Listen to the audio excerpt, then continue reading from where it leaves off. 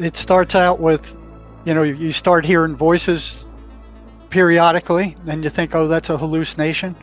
Then you come to and they go away, so you're convinced it's a hallucination. Then one day they don't. They're there permanently. There's not a single test anywhere to validate any of them. No lab work, no EEG, no EKG, nothing.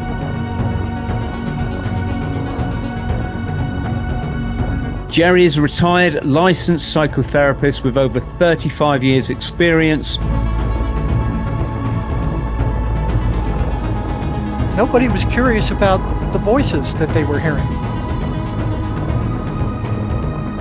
They didn't want anything to do with religion. If the patient read the 23rd Psalm, they went nuts.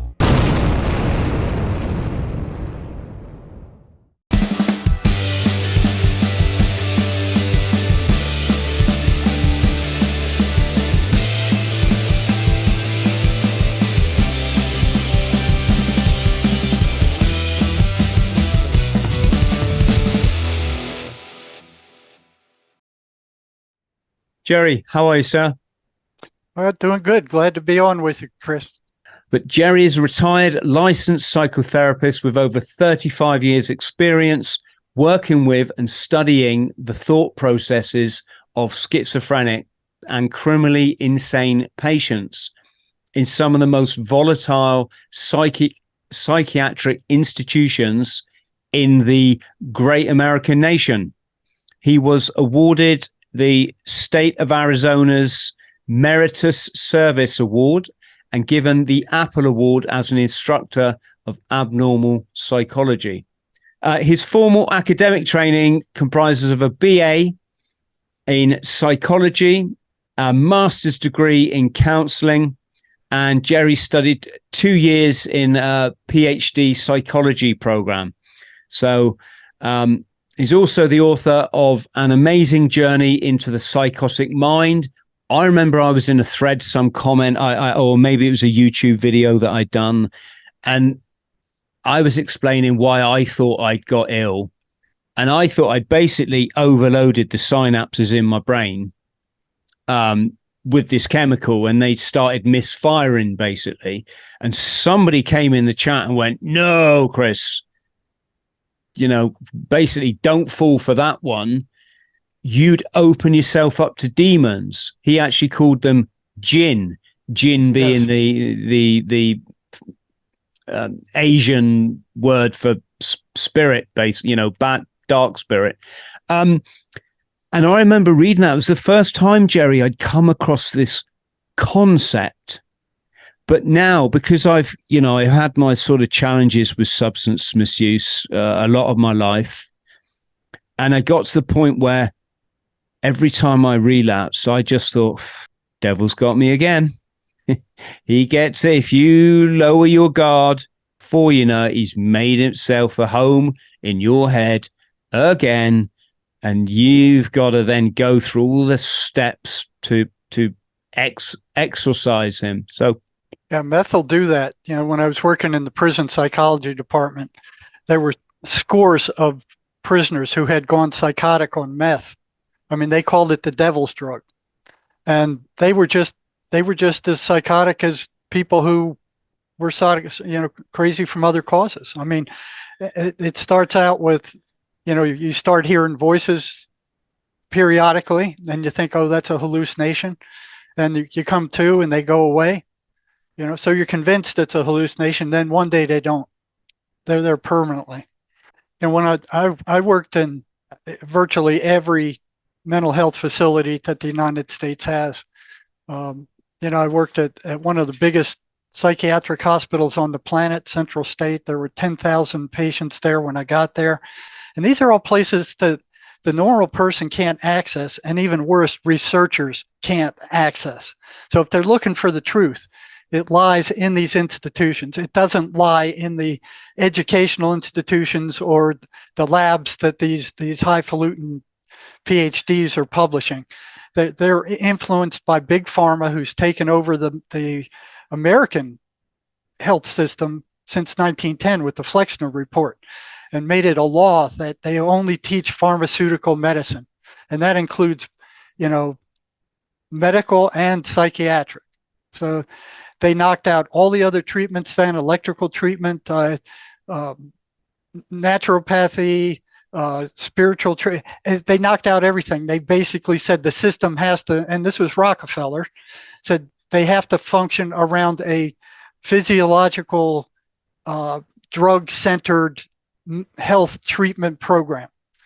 So of course, that's a point where big pharma took over the whole health system in the United States and, throughout the planet. See, I didn't know that when I went to school. I had no idea. And I spent 4 years in undergraduate psychology and 4 years in graduate school studying, psychology and counseling. And I was looking for answers like what causes mental illness? I didn't see any. I saw these grand descriptions of mental illness with all these numbers and detailed descriptions of all these different mental illnesses. And it looked impressive in their DSM, the Psychiatrist's Bible.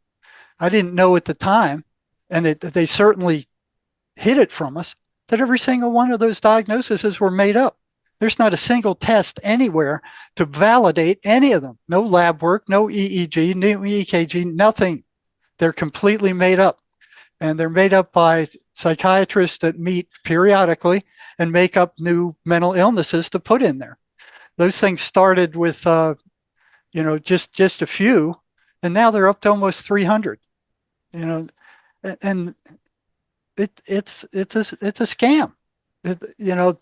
It makes it look like they know what they're talking about. Yeah, they never come forward with a holistic approach for any illness, do they? It's always straight to either the medicine or straight to an operation.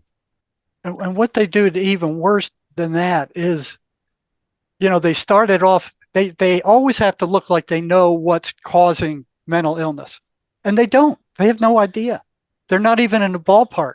So they started out blaming mothers back in the 50s. Well, the mothers treated the kids wrong, or they did something, but that was observable.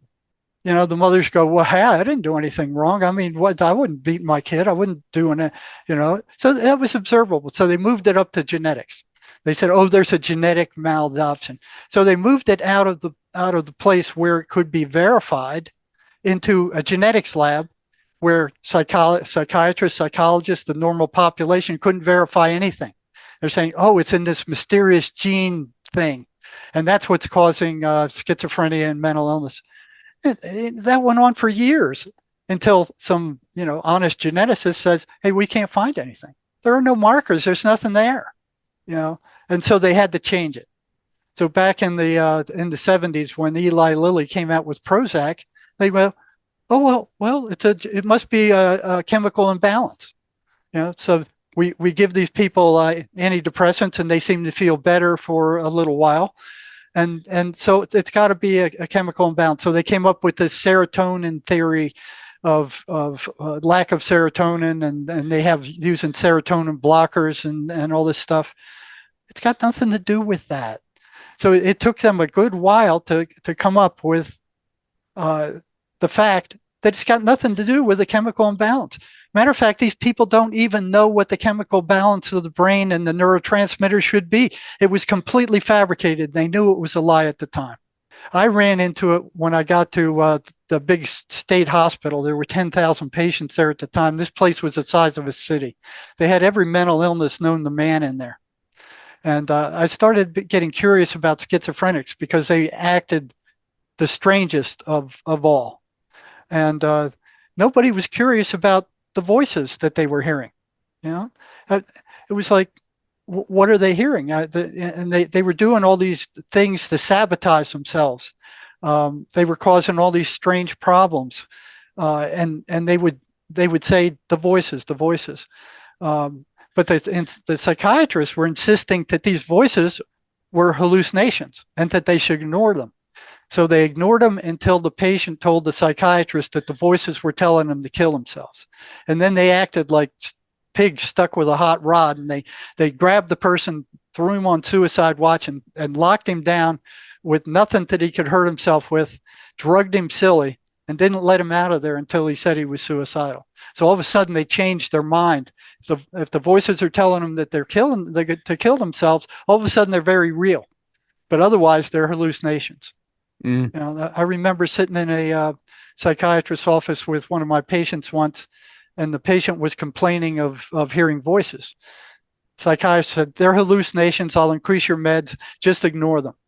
I called that guy back a week later and I said, "How's that going for you?" He said, "Awful. It's not working. The voices got louder when I tried to ignore them, you know, and the medications didn't stop them."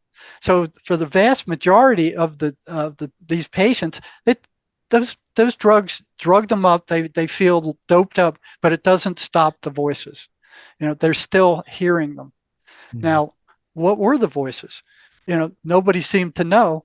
Everybody was brainwashed in graduate school or nursing school, whatever school they came to, with the big pharma explanation that these things were hallucinations due to a chemical brain imbalance. So when I first started seeing a crack in that, I mean, on the front lines, I'm watching how the psychiatrists work. You know, so they say it's a chemical imbalance. It has to be balanced with their drugs. You know, okay, fine. But I noticed that never did they ever give a baseline or take a baseline of what was the imbalance in the first place. You know, what is out of balance and by how much? There's something like 23 different neurotransmitters in the brain. Which one of them are out of balance? Which chemicals are out of balance by how much? They never gave any kind of lab test, you know, EKG, EEG, no kind of test whatsoever before they started prescribing these drugs. It was almost like going to a dartboard and they'd go, "Well, I think we'll start with this one, and then we'll just keep increasing or decreasing or moving the drugs until we get something that works." Mm. You know, so this chemical imbalance thing was a lie perpetrated on the public to make the public believe that their drugs were actually doing something. Those drugs don't work. They're basically tranquilizers that sedate, you know, mentally ill patients and keep them under control. That's it. You know, so when they first invented them, they were like a miracle drug because now they didn't have to wrestle patients into straitjackets. They could drug them silly with these drugs and, you know, not worry about it. You know, so they could reduce their staff. There wasn't as much violence. There wasn't people getting hurt. And they were able to manage more people with less staff. So that left it like, okay, so what's the deal with this chemical imbalance thing? So the more I looked into it, it's like they don't even have any idea what the chemical balance of the brain should be. None. This was a complete fabricated lie, you know, to sell drugs by Eli Lilly. And so was their DSM. Their DSM, you look at it, and here's these highfalutin, big-worded psychobabble descriptions of these different illnesses, you know, starting out with these big detailed descriptions and then sub-descriptions and then numbers and all that kind of stuff. It looks like they know what they're talking about. It looks like they know what the cause of it is. They don't know the cause of any of those mental illnesses. None of them. They just give drugs. So what happens is 2/3 of the people that fabricated that DSM, that Bible of psychiatry, were on board with the drug companies. So what was happening is they'd make up these mental illnesses, including something like, Southern Bell syndrome. There was one called Paris syndrome that happened to Japanese when they visited Paris and got cultural shock, and they called it a mental illness. They used to call homosexuality a mental illness. So what they do is they vote these things in and they vote them out. And I heard one report that these meetings were like a tobacco barn. The psychiatrists come in and, "Hey, I got a new mental illness," and they listen to it and they go, "Oh yeah, can we sell drugs with it?" And they vote them in, they vote them out. You know, there's no test for any of those mental illnesses, none. So that whole DSM is fabricated. It's all subjective. And if you put 10 psychiatrists in a room and you give them, even a middling difficult diagnosis, you'll have, 6 different diagnoses from them. There is no standardization for these things. They're subjective descriptions of pieces of behavior that they've pathologized. You know, so yeah, that was another fraud.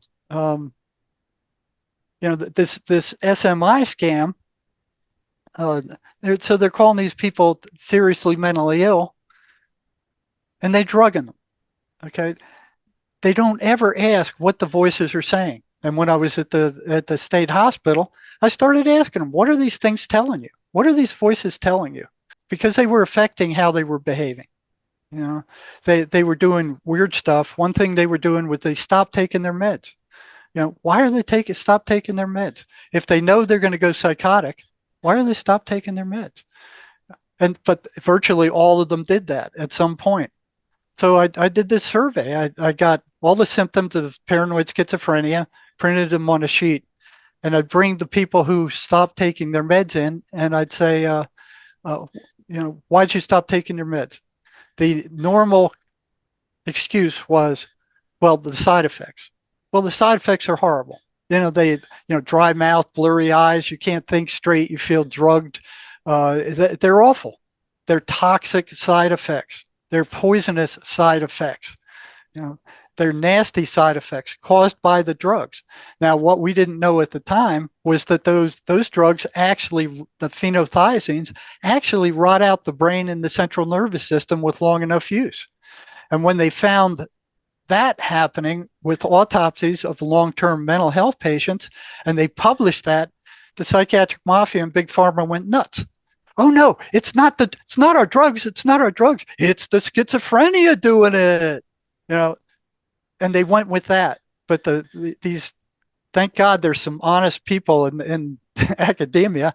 They started feeding those phenothiazines to rats, mice, and monkeys, and found that with long enough use, it shrunk their brains. It rotted out their peripheral nervous systems.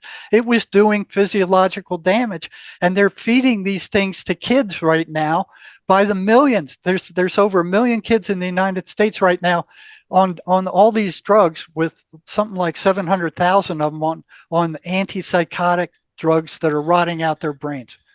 These people don't care about the damage they're doing, and never have I seen a psychiatrist sit down and explain to the patient how dangerous these drugs are. Antipsychotics are some of the most dangerous drugs being used in the health system today. They never tell the patient how dangerous they are, ever. It's amazing they get along with that. So, I started asking these patients, what are these voices telling you? And it took a good while to get them to trust, because what happens if they complain about their voices, the psychiatrist just drugs them more until they're just zombies. So they learn on their own not to tell psych people about their drug or their voices, because they get drugged and they get locked down. And so it took a while for them to start telling me what these things were doing. And I saw the first pattern I saw was that they were consistently negative. They never said anything positive.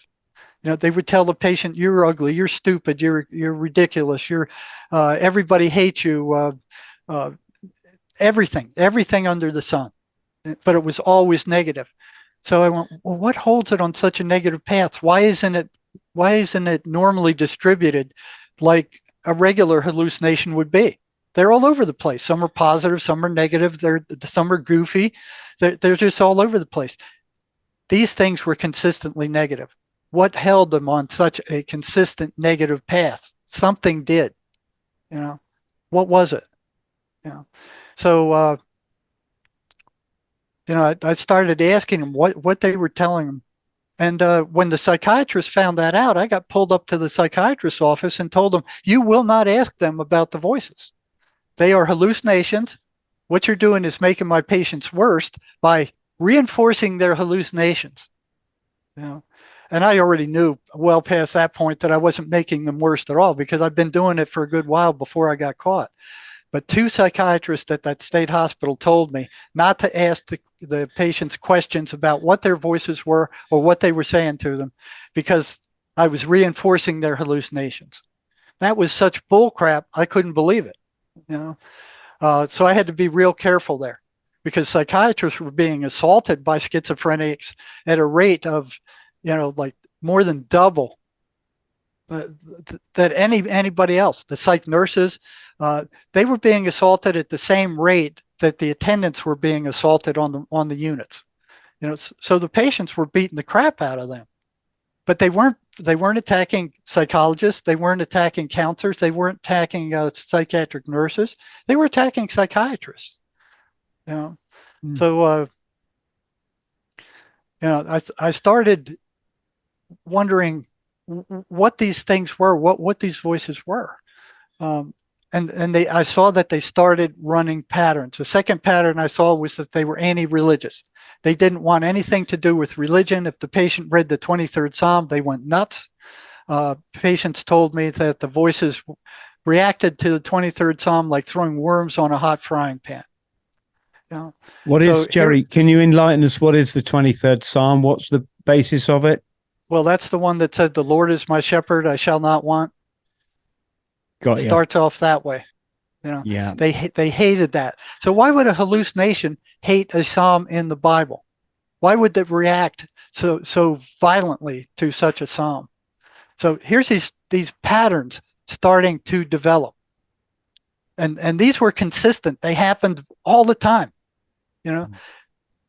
Hallucinations don't run patterns. So that got my curiosity up. I kept looking and asking questions. The other thing I wondered about was, why did they go off their antipsychotic drugs if the voices got louder and started taking them over? So I started asking them questions about that. So every one that went off, I would bring them in. I'd have a list of descriptions of paranoid schizophrenia, what it was like, all these subsections, it's a horrible thing.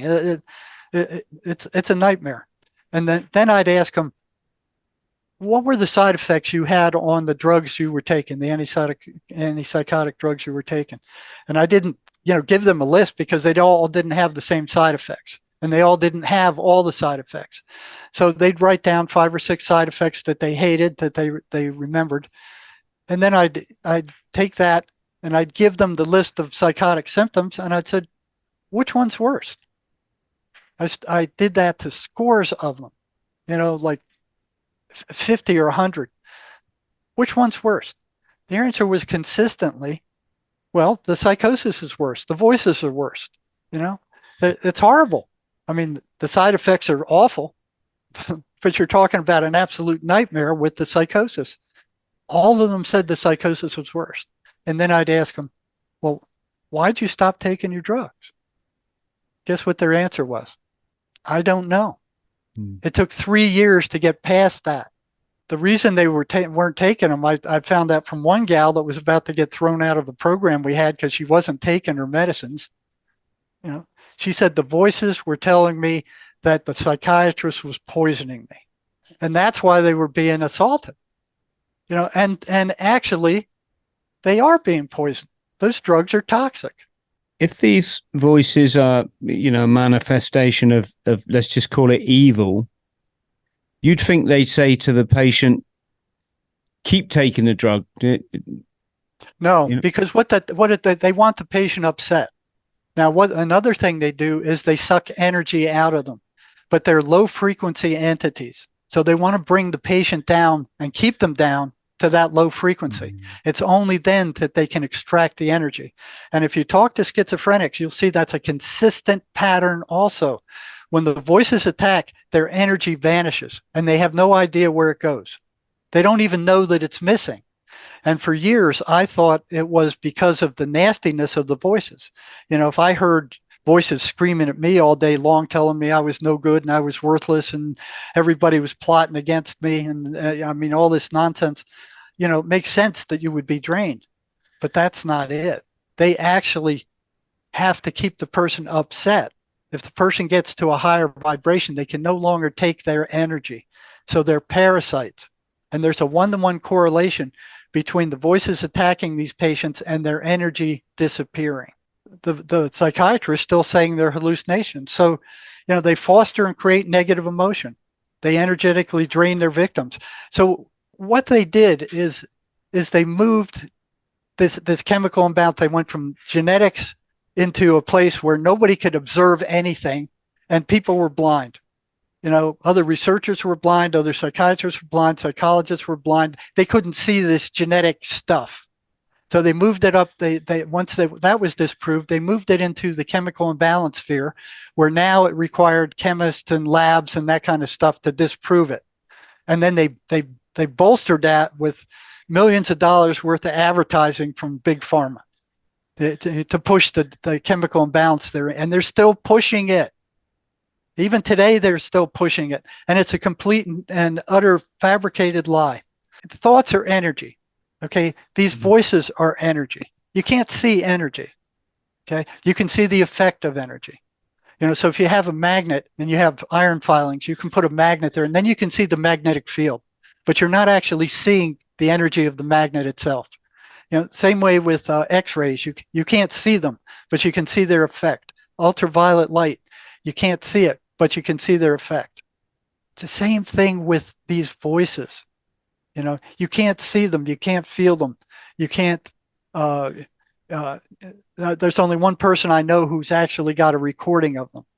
So it's the same thing. The patterns they run are the ones I'm talking about, and anybody can see these. So if it's running patterns, it can't be a hallucination. All right. The filings, the magnetic field, the iron filings are these patterns when it comes to the voices, because they're energetic. So they're consistently negative. They're anti-religious. They foster or create negative emotion. They energetically drain their victims. They get louder after sunset. Anybody can see these things. Anybody who's working with schizophrenics can see these things. These are patterns that they run. These are the effect of the voices. These are the iron filings for the magnet. They get louder when ignored. You can't ignore them. They foster self-destructive behavior. They foster isolation. So you'll see these schizophrenics lock themselves in the room. They don't want to talk to anybody. They don't want to deal with anybody. Everybody becomes their enemy. They demand the attention of their victims. So it's a battle for the victim's attention. They maneuver for increased control constantly. They're trying to gain more and more control. They gaslight the victim. They tell them lies. They will make the patient interpret things in the worst possible way. They manipulate perception. Now, this is really interesting. The voices are energetic. Thoughts are energetic. Memories are energetic. So they have complete access to the patient's memory. They can go into the patient's memory. They can pull up every rotten thing they ever did, and they can throw it into their mental stream of thought and just torment them with it. They demand that the victim don't tell anybody about their presence or what they're saying. They're consummate liars. You can't believe anything they say. You can't make any deals with them. They're very negative. They lie about everything. They constantly steer the victim away from any form of joy. They don't want them to be happy. They can manipulate feeling without speaking. They short circuit reason. They love the patient to be bored. They can foster selective forgetting. They want the self-destructive behavior. They pull the patient away from consensual reality. I mean, it goes on and on and on. There's a bunch of symptoms that run patterns. And if they run patterns, the voices can't be hallucinations, So, let's take a look at the people who are telling you they're hallucinations. Psychiatry. Okay. You might think that, schizophrenic suicide at a rate of 3 to 5 times that of the normal population. So you might think that their suicide rate would say something about the stability of the population. Okay. Now, according to the Journal of American Medical Association, the suicide rate is equivalent for psychiatrists to that of schizophrenics. So 65 out of 100,000 psychiatrists are 5.9 times that of the general population. The priests of mental health are suiciding. What does that tell you? The Journal of Clinical Psychiatry in 1980 did a 5-year study of 18,730 consecutive physician deaths by suicide and found that psychiatrists suicide regularly, year by year at rates more than twice those expected, and that this difference was statistically significant. Do you think that these negative entities are sucking the energy from the psychiatrists? I think these negative entities are telling the patients that psychiatrists are dangerous, don't know what they're doing. They don't want to take their meds. The non-compliance rate for these non-psychiatric meds is awful. I think the other thing is psychiatrists realize they're not curing anything. They're just treating symptoms. They're just suppressing symptoms. They're not curing these people. They're charging them massive amounts of money for office visits and horrible. I mean, the costs for these drugs are astronomical. In the United States, it costs $800 to $1,000 to stay sane for 1 month on these antipsychotic drugs that don't cure anything. Mm-hmm. You can go across the border to Mexico and get a month's supply for $75. So that's how big a ripoff they are. So not just that, Jerry, it's also that in a mental health facility, you spend all your time locked up. The only time you actually do go out a door is to smoke a cigarette. Or in fact, they used to just smoke in the facility when I worked there. I don't know if that's changed now, and the food in hospital isn't fit enough to give to the pigs. So, yeah, when they should be getting fresh vegetables and getting a nice, what I'd call an alkaline diet, which I thrive on. I wouldn't, I win the spiritual battle because I eat, I keep my body 7.25 alkalinity. And I know for a fact that these doctors have no clue about that. They don't know, because I've said to my GP, she said, "Oh, do you often get sick?" I said, "No, I never get sick. I'm alkaline." She's like, "What?" She didn't know that the body has a pH level. No. and it, I'm not laughing at my doctor. I'm sniggering at the brainwashing system that these people are put through. It's incredible. It's incredible. I mean, when I got out of school, I wasn't prepared for the reality of what mental illness was at all. Mm-hmm. I kept thinking, okay, I finished undergraduate school. I didn't find any answers there. I'm looking like, what makes these people crazy? What is mental illness? What drives this? There were no answers there. So I went, well, maybe they're hiding the answers in a master's program. So I applied to a master's program in counseling and rehabilitation, and there weren't any answers there. I mean, there was counseling stuff which worked. How to make the patient feel they were understood and how to listen and that kind of stuff. But as far as what caused mental illness, it wasn't there. So I figured, okay, they're hiding it in the PhD program. They only give it out to PhD students. So I applied to one of the supposedly the best in the country, stayed there two years until I started getting sick. And there were no answers there either. It was piled higher and deeper. They were, there was these flaming egos there, that they had no answers. All their stuff was based around this DSM, and some of the diagnoses in this DSM, this Bible of fabricated mental illnesses, they had something called a mathematics disorder there. They got caffeine intoxication disorder. They got sibling relational disorder. They got sexual orientation disturbance, homosexuality. They got the Florence syndrome, being overwhelmed by beauty, such as Florence, Italy, fainting and dizziness, and they treat it with antidepressants. The Paris syndrome, mostly Japanese patients visiting France. Symptoms include anxieties, feelings of persecution. Any normal people would label cultural shock. I mean, these are actually diagnoses that they put in this Bible of theirs that they worship as these are real mental illnesses. It's all fabricated. It's all made up. It's segments of human behavior that they pathologized, and now they're selling drugs based on it.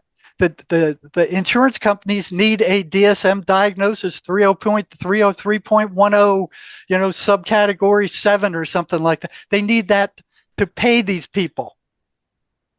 So they're driving up the medical costs with this fraudulent DSM of theirs. It makes it look like they know something, but they don't know anything. The mental health system is driven by greed, control, and profit. And if you look at the sales, so considering that none of these drugs cure anything, they merely tamp down symptoms. The global antipsychotic sales, global, have soared to 14.54 billion in 2021, billion, and estimated to increase to 15.5 billion in 2022. This is despite the fact that they only treat symptoms and they cure absolutely nothing. The drug companies are making $15.5 billion on selling crap that cures nothing. The antidepressant market is expected to reach 15.98 billion by 2023. Now, the worst thing they're doing is drugging the kids. I mean, they are increasing the drug. Right now in the United States, there's 7.2 million kids on psychiatric drugs. What do you think these things do to kids? If they're rotting out the brains of psychotic patients, what are they doing to kids? And this is permanent long-term damage. And they're not saying anything about it. They don't tell the patient or the parent, these drugs are dangerous. Oh, they're safe. They're safe. As of 2017, and it's higher now, there's over 1 million kids in the United States under the age of 6 on psychiatric drugs in the United States. 622,723 are under the age of 5. 80,235 are on amphetamines for ADHD. And I don't know how many prisoners I saw end up in prison where those Ritalin and what was the other one they give wasn't enough. So they moved up to taking street drugs and ended up in prison. 389,558 are in anti-anxiety drugs. 38,143 were on antipsychotic drugs. These drugs that destroy the brain, Yeah, people don't get it though, Jerry, do they? They when they get something from a doctor, they're led to believe that it's completely the right thing, that it's definitely in their best interest, and that there's no harm that will come of it. And of course, there's always payback for what you do to your God-given body or your universe-given body, which many people would argue should be pure. I do wonder if some of these poor souls that do suffer. There's usually trauma behind it. Yeah. There's usually massive trauma, physical trauma, sexual abuse, emotional abuse, or drugs like meth. That belies it. Now, they're not doing anything to treat that. There's only one psychotherapy out there that I know of that gets in there and uses a spiritual component. So that's the other thing. All these things, they're devoid of spirit. So humans are spiritual beings.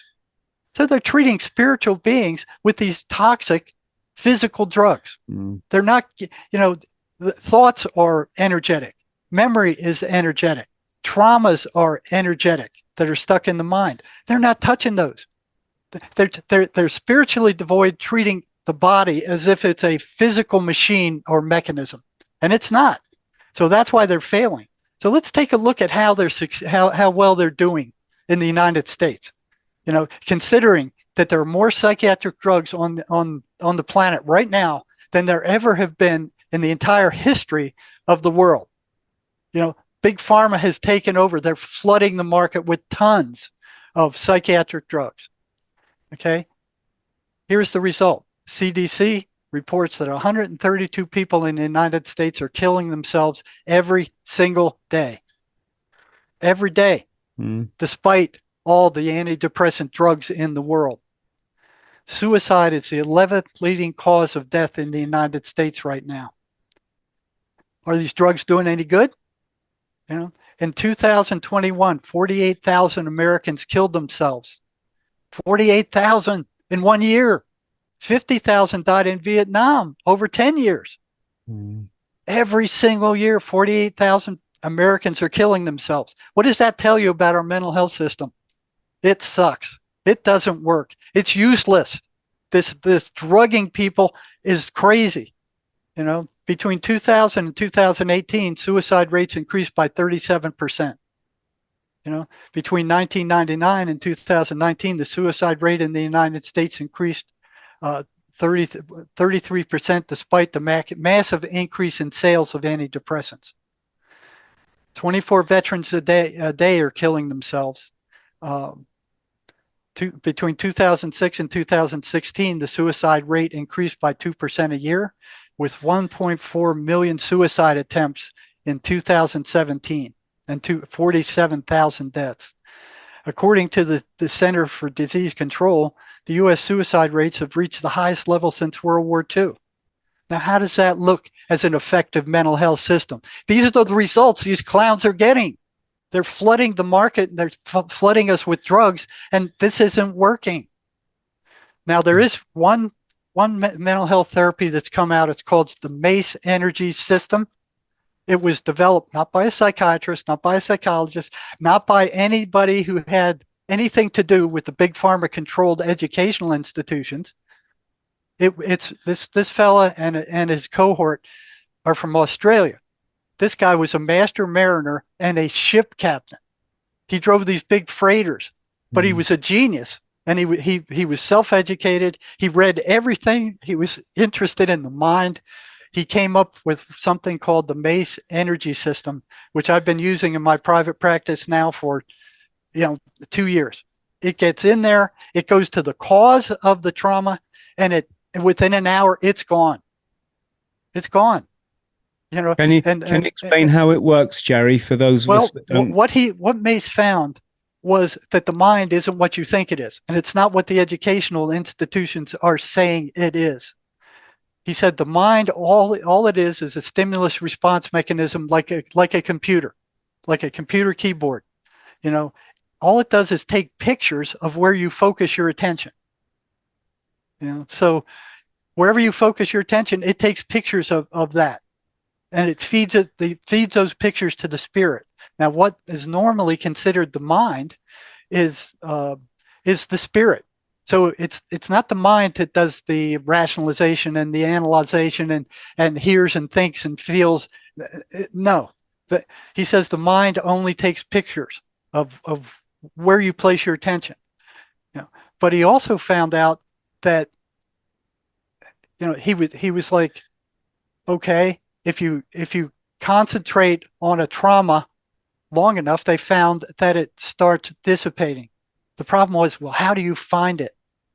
How do you find where the trauma is located in the mind? Because the mind it's not tangible. You can't see it, you can't feel it, you can't hear it. The mind is not the brain. Nobody's ever found a thought in the brain. Nobody's ever extracted a thought from the brain. The brain's like a radio receiver. You turn it to a certain frequency and it picks up what you hear is the frequency you turn to. So, with meth and psychotics, that frequency is very low. With spiritual people, meditators, it's very high. What Mace found was that the spirit can help you locate where these traumas are found in the mind. Okay. And he also found that if you have the spirit or the being of the person concentrate on a negative thought, feeling, emotion, or concept, that energy moves from negative to positive, not the other way around. Okay. So the spirit or the being is inherently positive. It's the God spark in the person. It will absorb negative energy. And the attention is the wire that feeds it from the negative to the positive. Okay, so he found that if the person, they will ask the person to form a feeling into a picture. All right, first picture that comes to their mind. All right, it's got to be the first one. So here's this list of symptoms the patient's having. Turn that into a picture. As soon as they have a picture, that's where it's located in the mind. All right, so then it starts filling with negative energy. As if they concentrate on it, that negative will pour into that image. Okay? That image will expand. Right? If they keep their attention on that image, that attention is the link between the negative and the positive energy, and the spirit will absorb that energy, you know, through the attention of the victim.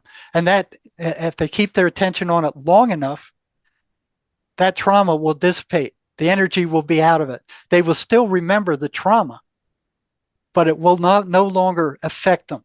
There won't be a reaction. There will be a response. So everybody has, somebody they hate. That's what they call a negative identity. It's stuck in the mind, and every time one of those people come around, it causes a reaction. You'll either fight with them or you run from them. This system is great about going in there and getting that out of there. Usually it results from an abusive parent or some form of trauma that somebody else has inflicted on you. This system can go in there and just get that out in an hour. It's gone. You'll never react to those people again like that. It gets at the cause of the mental illness. That's why Mace labeled it causism. Now, they've taken this system and they've showed it to universities in Australia, which is where this guy's from, and they've ignored it. They want to keep running this scam that we just described here. They've taken it to the legislature in Australia. They demonstrated that it works, and they just passed it over. The big pharma is not going to want this coming out. They don't want something that cures illnesses. They want to keep selling their toxic drugs. They don't want anybody to hear of this. The Mace energy system. Mm-hmm.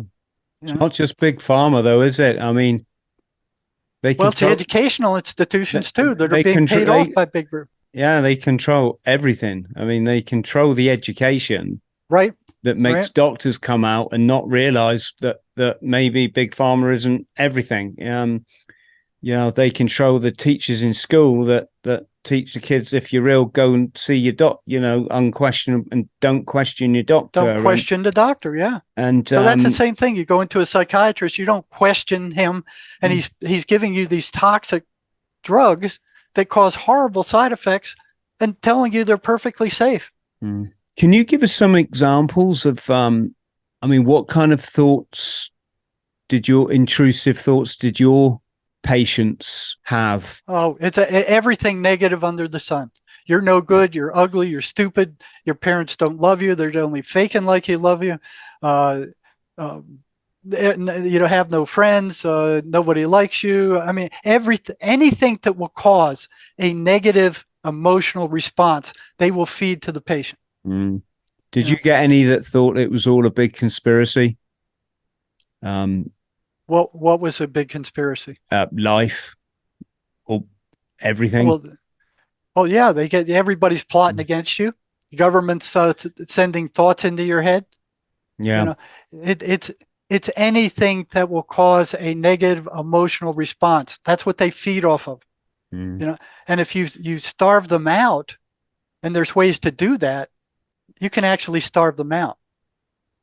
Yeah, I would imagine getting fit and healthy and in a happy environment and breathing fresh air and some moderate exercise and because the one thing I teach people about winning the spiritual battle and is something you physically have to do if you want to win it. And that's a big component. Yeah, and that is you can't have a barrier between you and spirit and you and energy. Right. And any substance, whether it's alcohol, marijuana, it cuts you off from spirit and it puts you in this, almost like a cocoon. And after a while, you see that cocoon and you start to learn to resent it because you want the good stuff, which is the spirit. The good spirit folks, not the evil ones. It's a tough one actually, because a lot of people just are not prepared to make efforts in this area. They want to keep drinking their 2 bottles of wine a night. They want to keep eating their abundance of refined carbohydrates, starchy foods that just fill you full of acid and kill your crystal. It's such and people have to come to me. I'm a thick ex-Marine, right? And I'm having to teach people what you should be taught in school and by your parents. Right. But bless them, of course your parents don't know because they come from an even more brainwashed. They didn't even have internet. They had no chance. Yeah. Jerry, it's crazy. What do you think is the answer? Well, I think the answer is realizing what's going on. First of all, that these voices that schizophrenics hear are not hallucinations. You know, they run all those patterns, and anybody who's working with schizophrenics can see this for themselves. All they got to do is open their eyes. It's not hidden in any genetics lab. It's not hidden in this fabricated chemical imbalance bullcrap that they put out there. I mean, it's right in front of your eyes. All you got to do is look. You can go to my website at jerrymarzinsky.com. Okay. You go to the articles section. There's a whole list of these patterns that they run. Okay. Yeah. I am in private practice. You can sign up there. This book that Sherry and I wrote. Now, Sherry heard voices herself when she was young. This talks about how we found that these voices were actually entities. So one of the biggest scams that psychiatry is pulling on the entire world is that these voices are hallucinations. These things are malicious, evil entities. They feed off of us. And they don't just hit schizophrenics, they hit us all. You know, you could be walking down the street one day and all of a sudden this horrible thought comes into your head. It's nothing you would ever do. There's nothing you'd ever act on. And you go, where did that come from? You know, you don't find psychology asking, where do thoughts come from? Where did they originate? They don't even address that. You know, that was discovered by Emanuel Swedenborg, a Christian mystic, some 300 years ago. And the answer to paranoid schizophrenia is that where thoughts come from. They don't come from you. Your brain is the radio. It picks up those thoughts. Nobody's ever found a thought in anybody's head. They come in from the outside. And where you put your attention is where you're tuning into. You know, if you put your attention on amphetamines and drugs and all that kind of stuff, that's the vibrational level you're tuning into. You know, if you tune into a higher spiritual level, you go up to yoga and meditation and spiritual stuff, you're tuning into a much higher vibration. But these things want to keep you down. They don't want you doing that. It's kind of crazy. I mean, I can understand how the sort of average person out there must probably be a bit baffled by this whole notion, but I can make it really simple.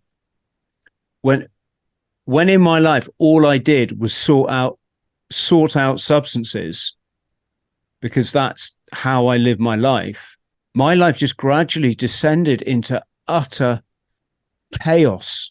The negative energy I attracted meant that not only did I nearly lose my life on several occasions, and you know, and I was hurting other people through some of my behaviors, but I descended into a disheveled mess, the complete sort of opposite of what I was like just a couple of years previous. And well, here's what were you thinking at that time? What kind of thoughts were going through your head at that time? Do you mean my thoughts, or do you mean the psychotic thoughts? Because I had, you know, no, so you could tell the difference. Yeah, I had in my book. You'd be fascinated, Jerry, to read this. I'd send you a copy, but you probably just better get to grab one on Amazon, because I just explain exactly what happened. So I had like my thoughts, my regular thoughts, or, you know, wherever they come from. And then I had what I call in the book, the voice. And it's not as mysterious as it sounds, folks. It was my voice. That sounded like you. But I wasn't in control of it. It just kept chipping in with these ever increasingly bizarre suggestions and ideas, and like Jerry saying, you know, very negative. Everyone's talking about you. You've got to crawl across this cable between these buildings. That'll do it. Go on, son. You can do it. You've hit two things that schizophrenics struggle with, and some of them never come to account. One is that voice sounds just like the thousands of other thoughts that go through your head on its separate day. It sounds just like you're thinking. There's no change in timbre or going. No, it sounds just like your regular thoughts. Yeah, exactly. And you're told from the time you're born that any thought that comes into your head belongs to you. That's a lie. No, not all thoughts belong to you, and you could tell that. And the way to tell them apart, that schizophrenics struggle with that. Any negative thought about yourself or anybody else comes from the dark side. If the intent is malicious, it comes from the dark side. So that's one way they can ferret out which comes from them. But a lot of them struggle with, like you were saying, that sounds just like you, and you're told it is you, but it's not. I only worked this out, Jerry, through reflection afterwards. And it was quite an extended process. And I'll tell you the reason why. When I ran out of meth, which let's just say would be kind of every 3 days, maybe a week. Did the voices tell you where to go and get it? No, the voices disappeared. I would wake up a disheveled, starving, tired mess, starving like you never can, like ravenous. Yeah, you're not hungry on meth. Ravenous. I would buy raisin bread and condensed milk and just make condensed milk sandwiches, and I would scoff that as fast as humanly possible, like a wild dog. I couldn't shove it into my mouth fast enough. But anyway, I'll get off the point. The point was... And what were those voices telling you? Well, they'd gone by this stage. When I'd wake up, they'd gone, and I wouldn't think... I think... What were they telling you while they were there? Oh, while they were there, it was a lot of stuff. I was in the market in Wan Chai in Hong Kong, which is kind of like, Bruce Lee town. And I was looking to buy a blanket because I'd got this new place and there was nothing in it. And anyway, I picked up this blanket from a shop window. It was an open shop window, and it actually had this word on the label. I was looking for a price, and it just said waste. Okay.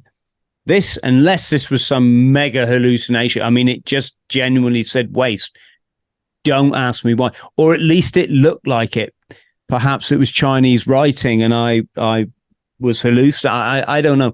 But anyway, in that moment, Jerry, I was utterly convinced by this thought that came into my head, this like thought structure, that these were the blankets that the American settlers had given to the indigenous Indian community, like infected with smallpox or something, to kill the Indian, right? I know that story's been disproved. That's not the point, folks. I'm talking about what was in my mind in Hong Kong like 20, 25 years ago. It was oh my God, these are those blankets. Now, did you know that was a hallucination at the time, or was it so real that you? Oh, it was 100% real. In that moment, I realized I was in some huge conspiracy.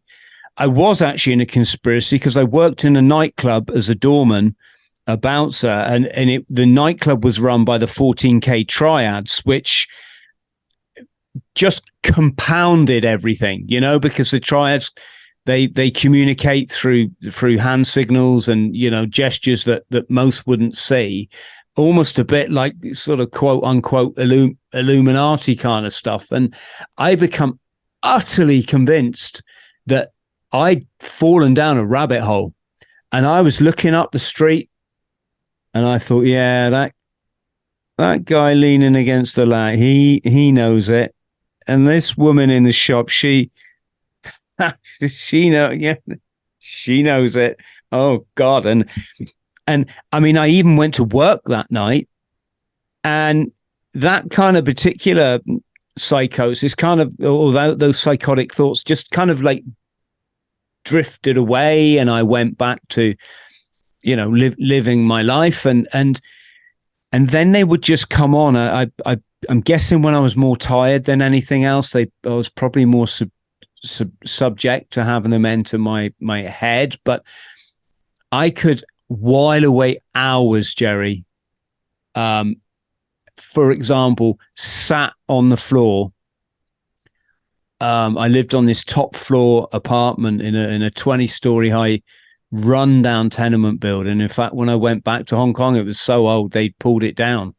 And I used to just sit on the floor. I trashed the whole place, not intentionally. I never could get stuff done. So anytime I got some rubbish from the 7-Eleven, it would end up on the floor, and then I would try and like tidy this, and I'd end up just getting so fixated on, say, a newspaper article about triads, and I'll be like, oh, the triads have done this week.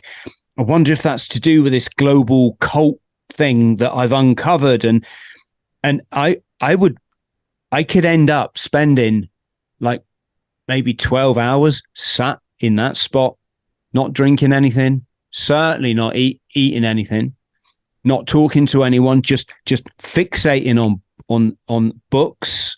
And I started to believe that, like, there was it was a bit confusing. I started to believe there was a foreign triad made up of all the Westerners that I knew. It's just they weren't telling me they were members of it. And it gets confusing because allegedly there actually was a foreign triad in Hong Kong. And I had people saying, come on, Chris, have you got it yet? And I would just like interpret that as, this is me now, my thoughts going, got what, dude? What are you, why don't you just tell me what, like, you know, is this some kind of initiation into this cult like club that I've got to guess what all these clues mean? And people would come up, and I mean, I had a guy I knew. He come into my nightclub one night, had a bottle of champagne, and because he knew he couldn't drink it in the club, he went, there you go, mate. And I'd shoplifted a bottle of champagne for this guy's birthday like 2 months before, because I was skint, you know, I was in survival. I'm not justifying stealing stuff here, folks. I'm just telling you how it was. You know, I had to steal my food. It's just how it was. And in that moment, Jerry, I was just like utterly convinced the guy was taunting me, going, I knew you stole that bottle of champagne for my birthday. You know, it was something like this. And it just got bizarre. It got so bizarre, but the actual psychotic bits could manifest as me staring out the window in my crummy apartment, looking down 20 floors into a courtyard of a restaurant below. And I remember staring at cats for about 6 or 7 hours. And I was absolutely convinced these cats were puppets. And the way they moved, which was like, it was like these cats were on strings. And the guy chopping meat out the back of the restaurant, it was like he was automated.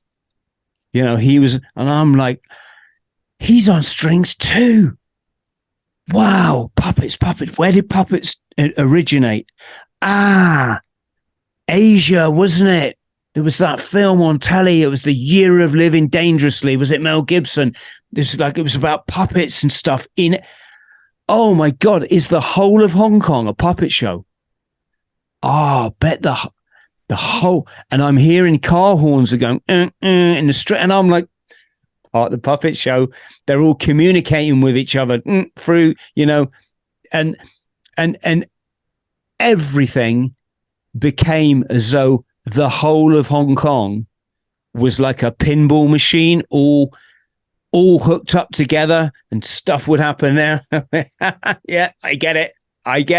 Oh, you know, sorry, dude, you know, I walk out in front of a car and the guy would be like, you know, and I'll be like, I know you're not really angry. This is all part of the mystery I've got to solve. There's another piece. And of course, I never actually got anywhere. I just got more and more confused to the point where look at that. It's all the first pattern. All those things are tied to negativity and paranoia and plots. Yeah, you didn't have any good thoughts. It wasn't like, oh yeah, I feel like I'm elevated, I'm No, spiritual, I'm moving toward God. It's all negatives. So what holds it on such a negative trajectory? I I mean, I something actually does. I actually did have one good thought, but it was still a psychotic thought. When I look back, I was such a damaged kid. I mean, I really was. I don't want to sort of bore people with it, but I was just a massively damaged child. And when I look back, it was like, even though I have more self-confidence than anybody I knew, I was not afraid of anything, and nobody told me what to do. And I was Royal Marines Commando. I passed out with the toughest military force on the planet. There was never that was never an issue. My issue came that deep down inside, I was unloved, and I felt like nobody loved me. If anything, they were all ridiculing me, which by this time a lot of people were, because they didn't know I was ill. They just thought I was being strange. And it was the rejection. That was it. It was the rejection that I'd suffered as a kiddie that was driving this thing. See, that's what Mace gets in there and goes, and it disassembles that. So it's a decision you made as a kid that's been driving your whole life. I mean, and I see that all the time with the people I work with. They made a decision during a trauma 30 years ago, and that decision has steered their lives the entire time. Because they weren't aware that it existed. Because those negative traumas like that, they're not put there consciously. They're put there subconsciously. So when a trauma happens, it's a bad feeling associated with it, and your ego takes it and goes, well, let me handle that. And it takes it and it buries it in your subconscious. And then it takes energy to hold it there. So the whole time it's like a negative energy ridge where that thing's pushing to get out, and you're having to hold it in. So anybody who threatens that causes a reaction. So anybody who comes and goes, yeah, you're unlovable, a boom, it'd be an explosion. It's like a hypnotic program waiting to activate. And what it appears like is these negative entities hang around those programs, and when they're set off, they actually pour gasoline on the fire. So they feed off of that. People don't realize that they're surrounded by negative entities all the time, and that these thoughts every once in a while they get in their head.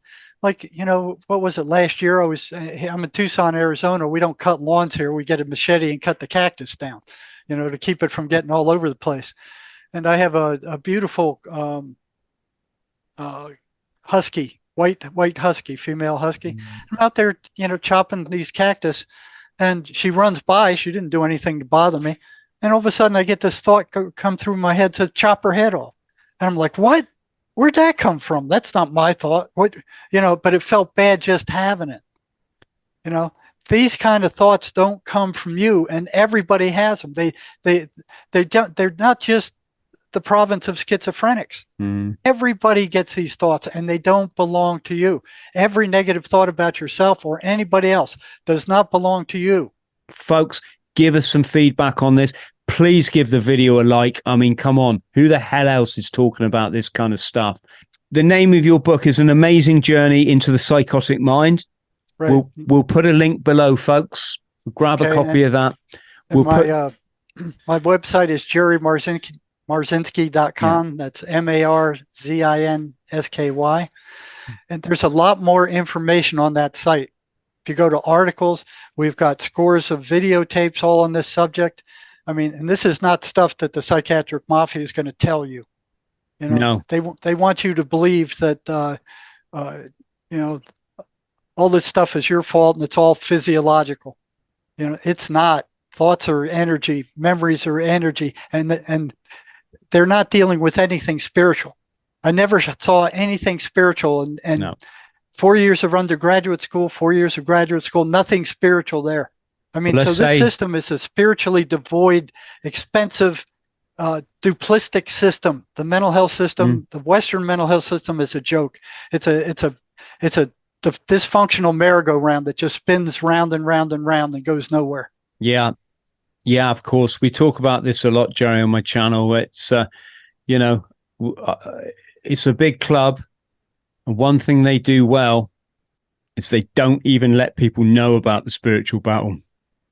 They keep them locked in a lower self, all their animal desires, and they suck in the energy from us. You know, they're just like these demonic thoughts suck the energy from you. This lot, you know, the word Satanist comes to mind, and it's that, folks, that doesn't have to be someone who dances around a blooming, a sheep, a late sheep, I should say. No, it's people that they know how to play their game.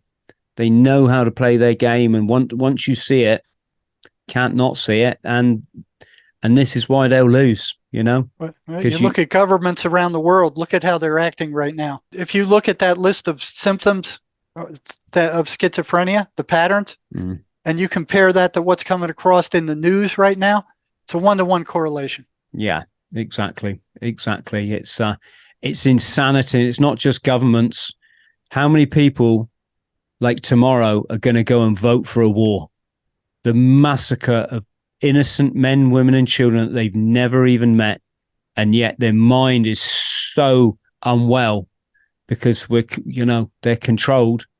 It's crazy, Jerry. But once you see it, you can't unsee it, and so many people are waking up to this now that I think we've got it, The mainstream media is completely controlled. You're not going to get the truth from them. No, exactly. None of them. Exactly. Folks, if you can like and subscribe, really, really appreciate it. Massive, massive thank you to Jerry again. I can't wait till we have our next chat. And much love to you all. Thank you. Thank you for having me on.